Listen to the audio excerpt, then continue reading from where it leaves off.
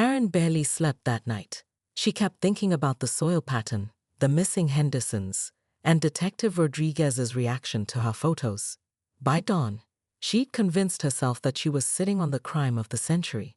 She called an emergency HOA meeting for that evening, sending urgent emails to all board members.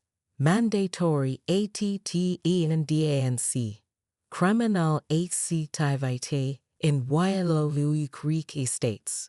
The meeting convened in Karen's living room with all 5 board members present.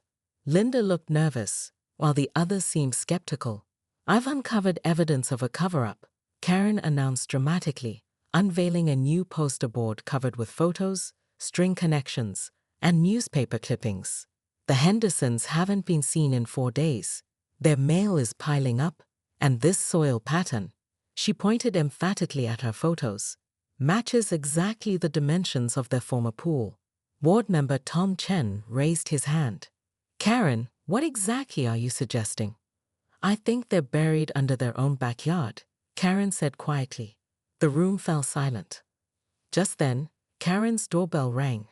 Through the window, she could see Detective Rodriguez standing on her porch, but he wasn't alone. 2 people stood behind him, a middle-aged couple that Karen recognized immediately. "Oh my God," Linda whispered. "Are those?" Karen's heart hammered as she opened the door. There stood Margaret and David Henderson, looking tan and relaxed, with Detective Rodriguez smiling behind them. "Mrs. Whitmore," Detective Rodriguez said, "I'd like you to meet the Hendersons. They've been in Florida visiting their new granddaughter."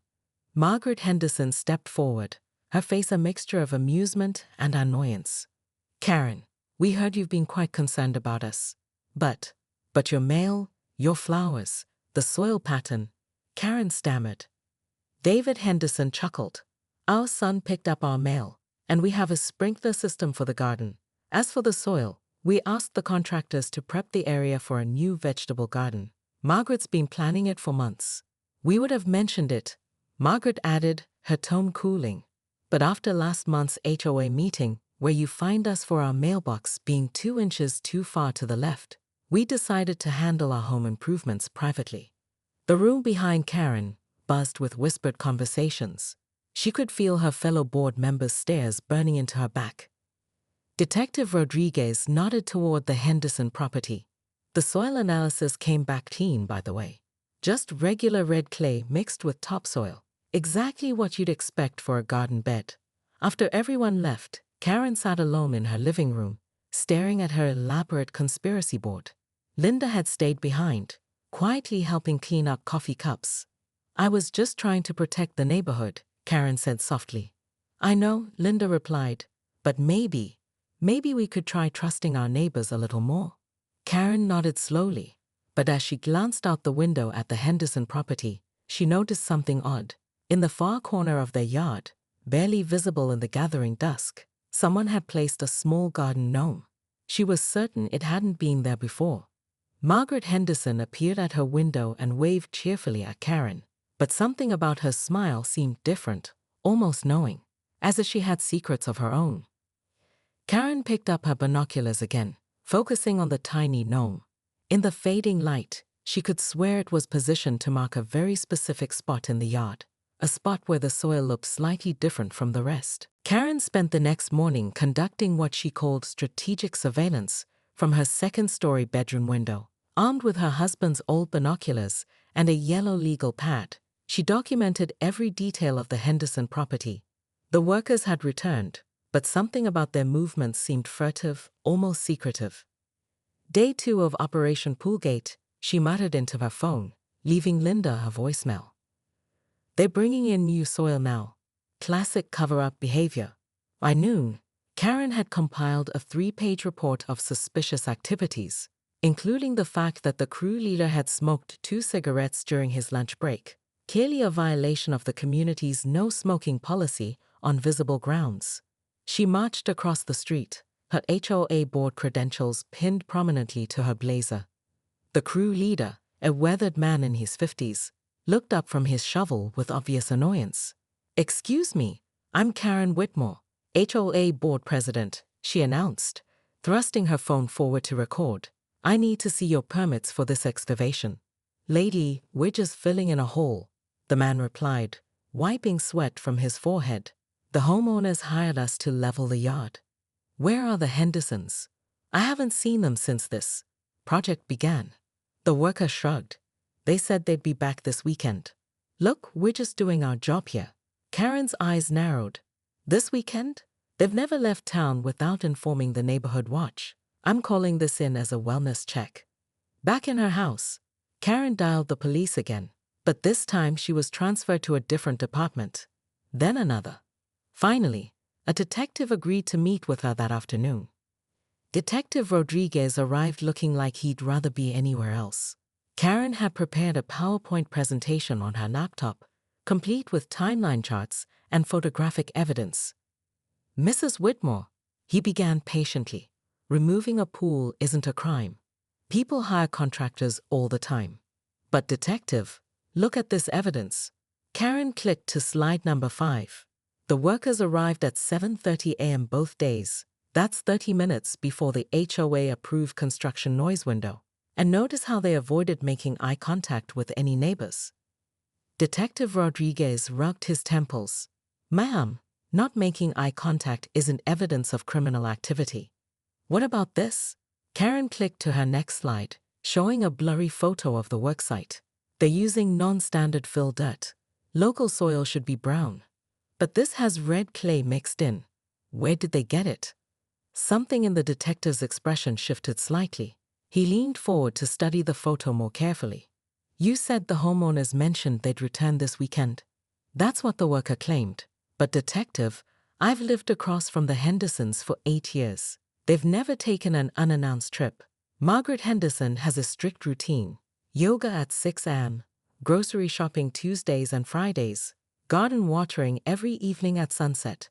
She hasn't watered her flowers in 3 days. Detective Rodriguez made a note in his pad. We'll drive by the property this weekend to check on them. After he left, Karen felt a mixture of vindication and growing unease. She'd gotten the police to take her seriously. But something about the detective's reaction to the soil photo nagged at her. What if her wild theories weren't so wild after all? That evening, as she watched the worksite from her window, Karen noticed something she'd missed before. In the fading light, she could see that the new soil wasn't just being spread randomly. It was being carefully mounded into a very specific rectangular shape, a shape suspiciously similar to the dimensions of the missing pool. Karen Whitmore pressed her face against the kitchen window, so hard that her nose left a fog mark on the glass. The sight across the street made her stomach lurch. Where the Hendersons' pristine above-ground pool had sparkled just yesterday, now only a gaping rectangular hole remained in the earth, surrounded by scattered PVC pipes and a suspicious dark stain. Oh my God, she whispered, fumbling for her phone. Her perfectly manicured nails clicked frantically against the screen as she speed-dialed 911. 911, what's your emergency? I need to report a crime scene. My neighbor's pool is gone and there's blood everywhere. Karen's voice pitched higher with each word. I think someone's been murdered. The dispatcher's tired voice crackled through the speaker. Ma'am, can you describe what you're seeing? Karen pressed closer to the window, her breath fogging the glass again. The whole pool is just gone, vanished. And there's this dark red stain in the dirt. It looks exactly like dried blood. The Hendersons haven't been seen since yesterday morning. We'll send an officer to investigate, ma'am. Please stay inside. Hanging up, Karen immediately called her best friend and fellow HOA board member, Linda Morrison. Linda, drop everything and get over here. The Hendersons have been murdered. Within 20 minutes, Karen's pristine living room had transformed into a makeshift command center. Linda sat on the ivory sofa, clutching a cup of coffee with shaking hands, while Karen paced back and forth, her designer heels clicking against the hardwood floor. I always knew something was off about them, Karen declared, pulling back the curtain for the 20th time. Who removes a pool in October? And they never got proper HOA approval for the removal. Maybe they just moved, Linda suggested weakly. Without telling anyone? Without forwarding their mail? Linda, use your brain. Karen's voice carried the sharp edge she reserved for HOA violations meetings. I bet it's that creepy contractor they hired last month. Did you see his tattoos? Probably gang-related. The doorbell rang, and Karen rushed to answer it. 2 police officers stood on her doorstep, looking distinctly unimpressed.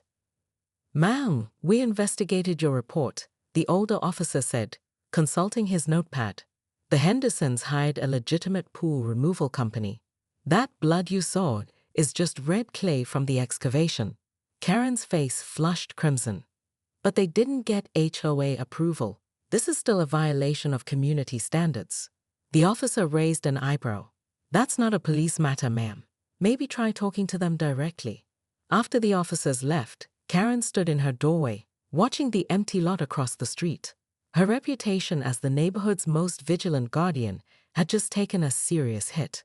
But something still felt wrong about the whole situation. The Hendersons had been acting strange lately, avoiding eye contact, rushing to their car, whispering on their front porch. As she closed the door, a new thought struck her. What if the pool removal was just the beginning?